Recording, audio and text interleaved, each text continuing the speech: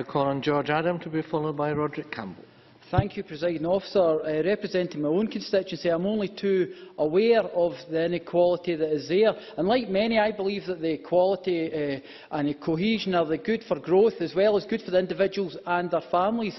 It is therefore welcome that the Scottish Government's programme for government focuses strongly on a stronger economy and a fairer society. This has been welcomed by most of Civic Scotland and business organisations, and it is important that we actually keep that balance.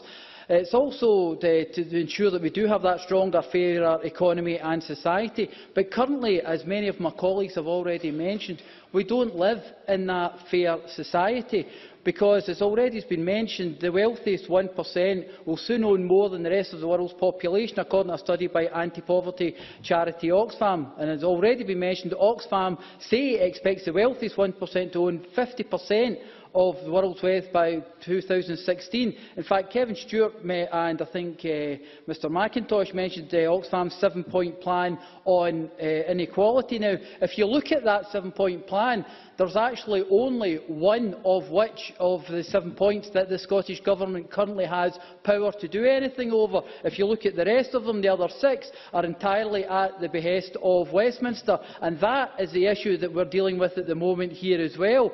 But, you know, yes, no problem, Mr McIntosh. Can I just ask Mr Adam, because it's a question that Mr MacDonald and Mr Don also raised, are there any actions the Scottish Government can take which will have an impact on reducing inequality? Are there any at all?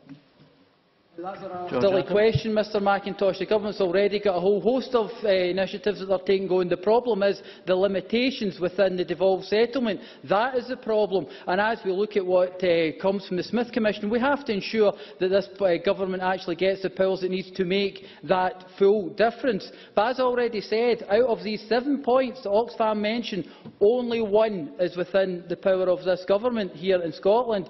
But how can we continue this to happen? You know, Presiding Officer, it is no coincidence that the UK Cabinet is full of millionaires. We have a Prime Minister and a Chancellor, both with personal fortunes of around £4 million.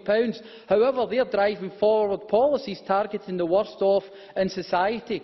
I would challenge any one of the UK Government to live in my constituency receiving only hardship payments after being sanctioned and relying on food banks. And I wonder how long they would think about their current reforms in welfare. They would be looking at it from an entirely different scenario. But most people are not in benefits or living in poverty through choice, just as Mr Cameron and Mr Osborne were not born into privilege by choice. In Scotland, we believe in the Girfeck principle, getting it right for every child, no matter where you are born in Scotland. You should have the same chances to succeed in life. And this brings up to what my colleague Mr Don was bringing up earlier on as well, and providing the support and opportunities throughout that life to ensure that they can achieve all that they can. But the Scottish Government has currently achieved so much. You know, the Opportunities for All initiative will continue to guarantee young people between the ages of 16 and 19 a training or education opportunity. The SNP Government was first in Scotland to take this action. And also the Scottish Government will continue to deliver 25,000 modern apprenticeships per year. Fee-free higher education for Scottish students ensures that access to university education is not based on the ability to pay, but on the ability to learn. And meanwhile, students in England pay fees of up to £9,000 per year. We are protecting education maintenance allowance for 16 to 19-year-olds, and the Scottish Government is providing record funding to support paid to college students. We are working towards a minimum income of £7,000 for most vulnerable university students. So this shows that the Scottish Government has done what it can to help on the side of education. But Westminster austerity is making things worse in Scotland. According to the analysis of the Equality Trust, the UK is the fourth most unequal country in the OECD. The Child Poverty Action Group has estimated that Scotland's poverty rate will increase by 100,000 by 2020 as a direct result of UK Government's tax and benefit policies. And these are the issues that we have to deal with, because these are the issues that our constituents expect us to deal with.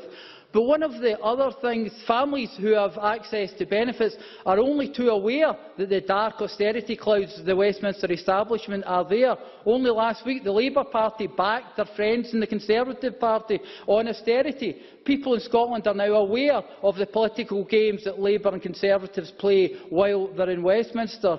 But families in Scotland will be hit by a £6 billion benefit cut in 5 years to 2015-16, with nearly 70% of welfare cuts to Scotland still expected, still to come. So we've not had the end of it yet. The Scottish Government can mitigate and does mitigate when it can.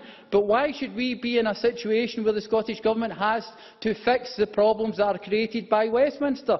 We should be actually working together to ensure that we can deliver for all of our constituents. But as the Labour MPs backed their Tory colleagues in austerity, they left Scotland behind. They left behind 105,000 disabled people who will lose at least £1,120 per year due to Westminster's welfare cuts.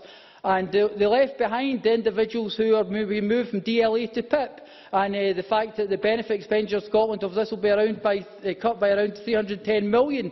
They left all these individuals behind, Presiding Officer. When we are discussing this, we have to ensure that we are looking to the future for our people, for people in Scotland, provide for them, not to sit here and continue to play the typical games that Westminster have played for far too long. But now, thankfully, the public in Scotland have seen wise to this, and they are beginning to see that neither of the UK parties have any idea what they will do in the future.